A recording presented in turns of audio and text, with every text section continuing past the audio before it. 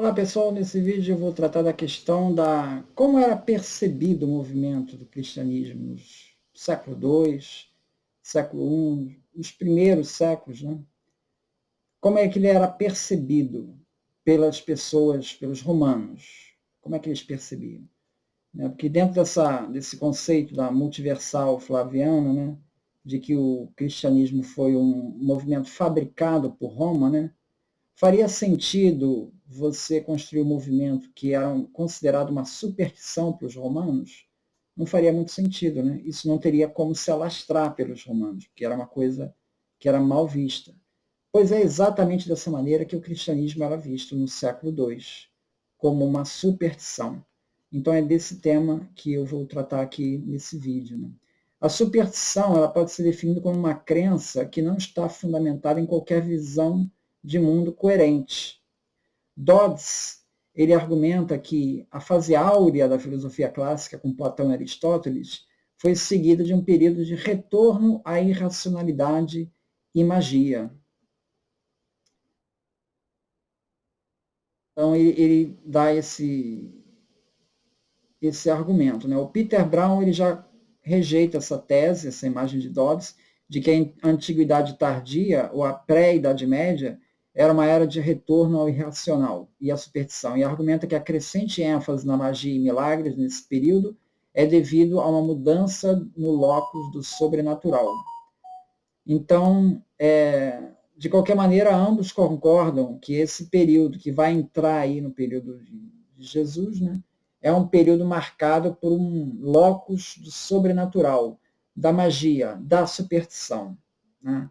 No poema De Rerum Natura, sobre a natureza das coisas, Lucrécio, né, que viveu aí por volta de 97 a.C. a 55 a.C., ele afirma que seu objetivo é de libertar os homens do temor dos deuses e da morte, sobretudo das formas diversas de superstição, pelo estudo das leis da natureza, da razão, das leis da natureza. Lucrécio se recusa a acreditar nos mitos de monstros, hipocentauros e quimeras. Lucrécio combateu não apenas a religião oficial romana, como toda e qualquer espécie de religião, que considerava instigadora de tantos males. Segundo Lucrécio, seria um erro pensar em qualquer teleologia, né? A ideia de que a gente está indo para um lugar, para um destino final, conduzido por Deus, né? Ele dizia assim: jamais suponha que os átomos tenham um plano. Tito Livio, em Histórias de Roma, capítulo 39, 16, ele diz: coisa alguma contribui tanto para extraviar o homem quanto a superstição. A crença, a presença da astrologia na cultura romana no século I a.C. é evidenciada pelo Tratado De Divinatione de Cícero. Nessa obra, Cícero critica os astrólogos que não levam em conta o nascimento e o pôr do sol em tempos diferentes para cada cidade, nos seus mapas astrais. Né? Cícero se refere de modo depreciativo às histórias de poderes sobrenaturais, nas histórias de bruxas contadas por mulheres velhas e ignorantes. Ele diz assim: quem hoje acredita que o hipocentauro ou a quimera de fato existiram? Será que existe ao menos uma mulher velha tão desvairada que ainda morra de medo desses monstros? O tempo destrói as falsidades da crendice popular.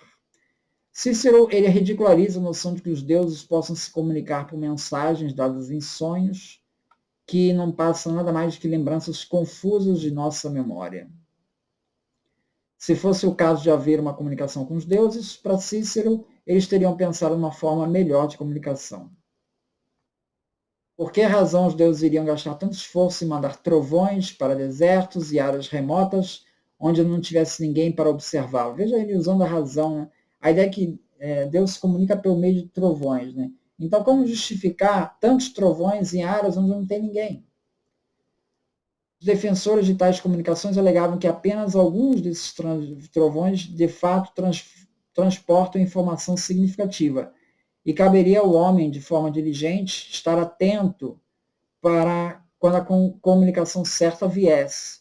Porém, Cícero não se convenceu dessa explicação. Por outro lado, em De Natura Deorum, capítulo 1, 3, 4, Cícero faz uma defesa do culto dos deuses. Ele diz assim: há e houve filósofos que sustentavam que os deuses não exerciam o controle sobre as questões humanas. Mas se a opinião deles fosse verdadeira, como poderia existir a piedade, a reverência e a religião? Pois todos esses são atributos que temos o dever de manifestar com pureza e santidade aos poderes divinos, exclusivamente na suposição de que eles têm isso e, em retribuição, concedam alguns benefícios à raça dos homens. Mas, se ao contrário, os deuses não tiverem nem poder nem vontade de nos ajudar, não se preocuparem conosco, nem observarem nossas ações, se não puderem exercer uma influência possível na vida dos homens, então por que deveríamos prestar qualquer tipo de culto? No entanto, a piedade com outras virtudes não pode existir apenas por uma demonstração aparente ou como fingimento. E como as outras virtudes não podem existir apenas como uma demonstração aparente ou como fingimento e como piedade, a reverência e a religião podem igualmente desaparecer. E quando tudo isso desaparecer, a vida logo se tornará um amontoado de desordens e confusão. Então, Cícero critica a superstição, mas exalta o culto aos deuses. Plutarco, no livro sobre a superstição, ele diz assim: eu me admiro de quem diz que o ateísmo é impiedade, e não diz o mesmo em relação à superstição. O ateu pensa que não existem deuses, porém o supersticioso acredita neles, contra a vontade, pois tem medo de não acreditar. Daí a superstição precisa ser banida, pois é semente de onde nasce o ateísmo. Não existe enfermidade que englobe essa multidão de erros e emoções e que envolva opiniões tão contraditórias ou antagônicas como a superstição. Então, veja, ambos, tanto Cícero quanto Plutarco, criticam asperamente a superstição, né? Mas exaltam a religião. Tá?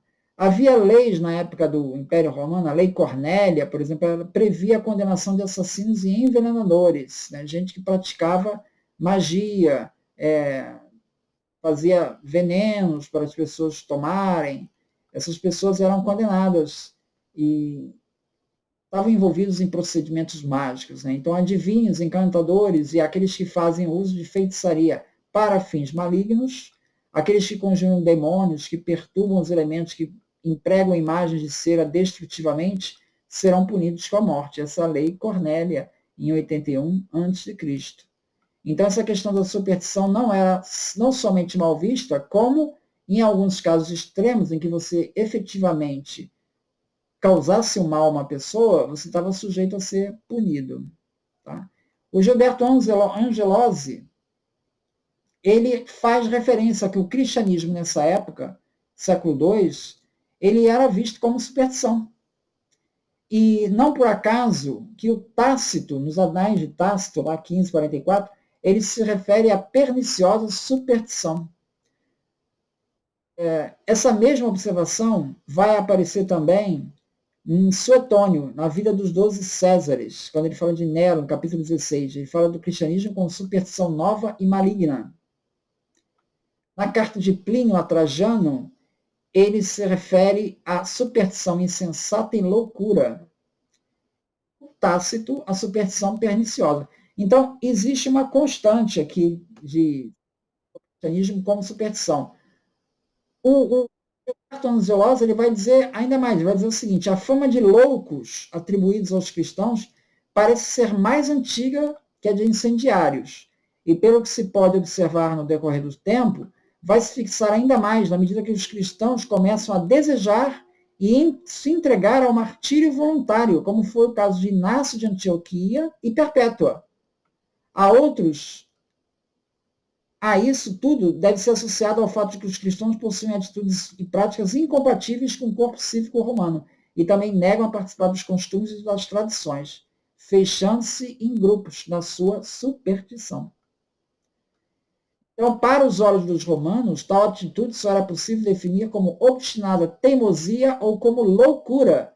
Quer dizer, quando Perpétua se entrega ao martírio, mesmo com os apelos do pai para ela ceder, aquilo é visto como uma obsessão dela. A mesma coisa com o Inácio de Antioquia, praticamente se colocando ali diante das feras, se entregando ao martírio. Isso é visto como uma loucura. Era esse o olhar que era visto dos romanos para com o cristianismo. Tá? Gilberto Angelosi vai concluir o seguinte: a atitude do imperador Plínio, né, quando diz para não perseguir os cristãos, mas quando encontrados que sejam condenados, reforça a tese que os cristãos causavam sim um desconforto social em Roma. E esse desconforto se dava, como veremos, por um desconhecimento das práticas das crenças e significados dos costumes cristãos.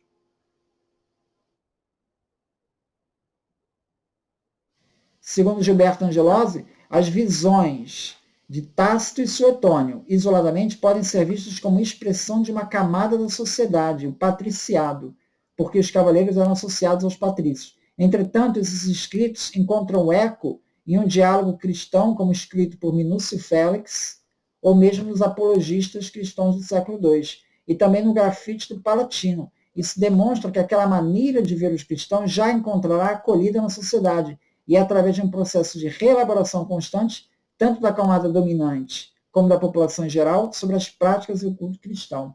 Então, esse grafite do Palatino é a imagem de uma pessoa crucificada, de um asno crucificado.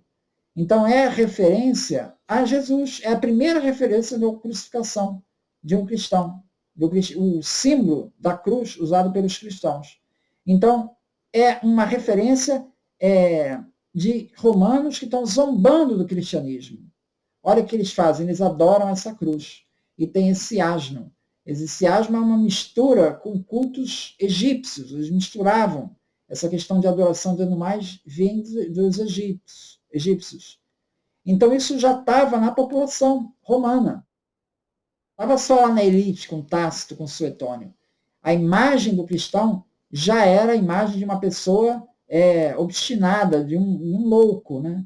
E de uma superstição que deveria ser evitada. Então, para uma imagem, uma construção feita por Roma, isso não faz o menor sentido que isso tenha sido construído por Roma.